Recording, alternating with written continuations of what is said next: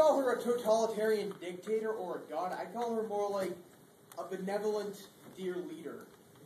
She cares for the people, but she has her fun with them too. Alright. All the way in the back with the tie. Alright. Now, of course, Luna was in the first 2 episodes, but it has to be mentioned that after those first 2 episodes, we never see her again. She's in Pony Siberia. No, Celestia didn't have her, killed or something. Oh, fine. Let's go over to this side. You with the very short hair and the brown shirt. Oh. What about the other creatures who are sentient and not ponies? They about to just say that they are living in question. So that's proof that she is dictator. Except that we have a privy to these.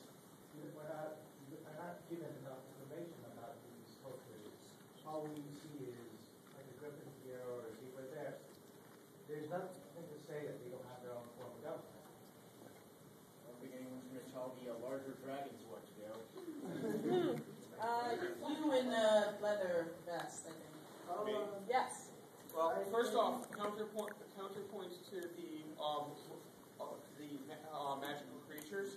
They actually talk about in this when it came to the dragon, they haven't seen the dragon in this nation, which means that the dragons probably have their own nation.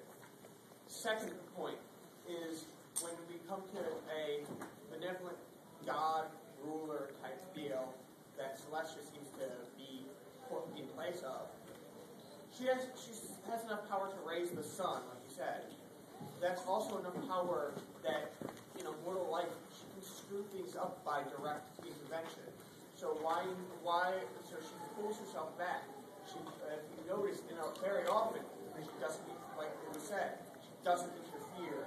She makes people learn lessons themselves.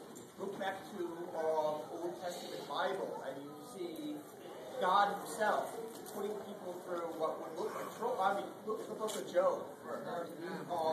He trolled Job hard. But you know what? It proved a point to the other faithful that the strength of faith will preserve you, or the strength of one's character will preserve you, and that's the point. It's all teaching lessons. And also, if you notice, one of her big things is she seems to dislike the traditions, but she keeps them in place. She insists that Twilight Sparkle during the winter solstice festival do it like every other pony there does it. She admits that she doesn't like the Grand Galloping Gallop because it's boring, but she keeps it up because it's what the people want. She cannot be a dictator. She's doing what the people want and upholding the people's traditions, even if she doesn't agree with them. Who's next? That's really good, by the way.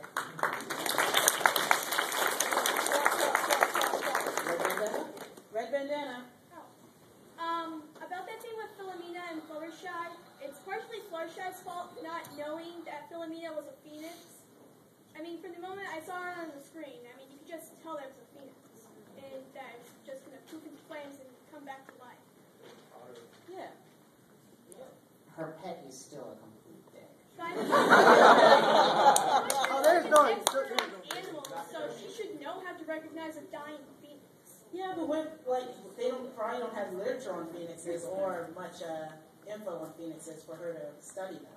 So there's a possibility. Phoenix is supposed to be an incredibly rare bird that only does that burning thing once every, is it 700 years? Yeah, so it's 700. It's understandable for someone not to know what a phoenix is in this universe. Also, Fluttershy doesn't really do much research on the animals on her own. She just kind of takes care of them based on her experience. Yeah. Doesn't exactly study them.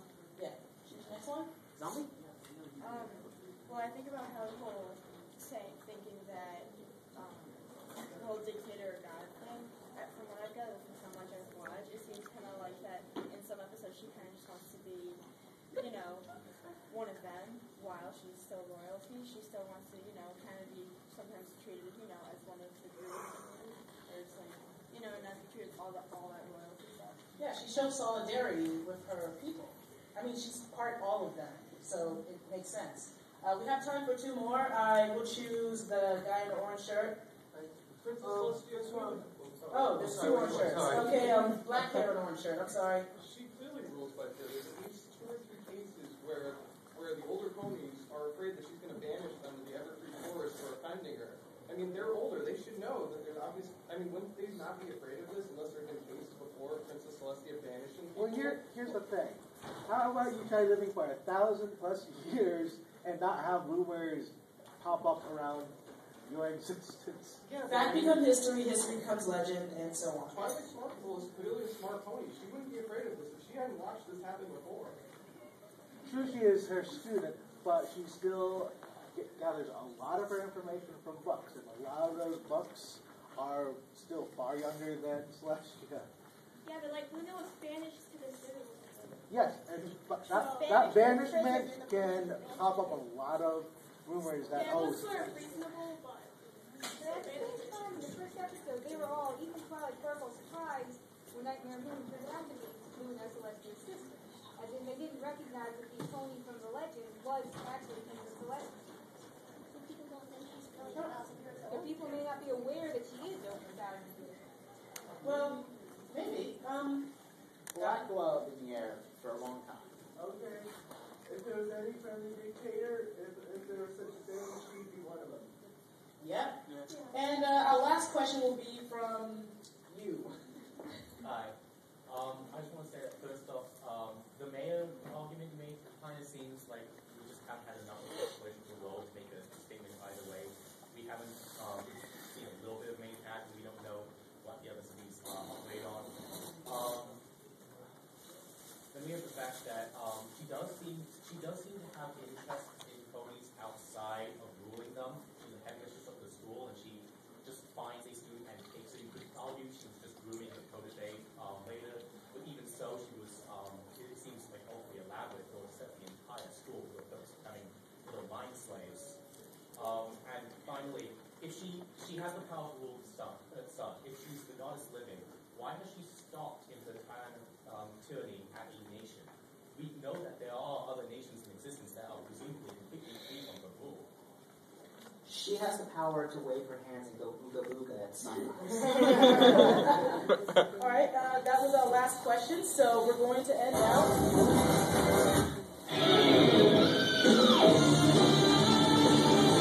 Thank you all for coming.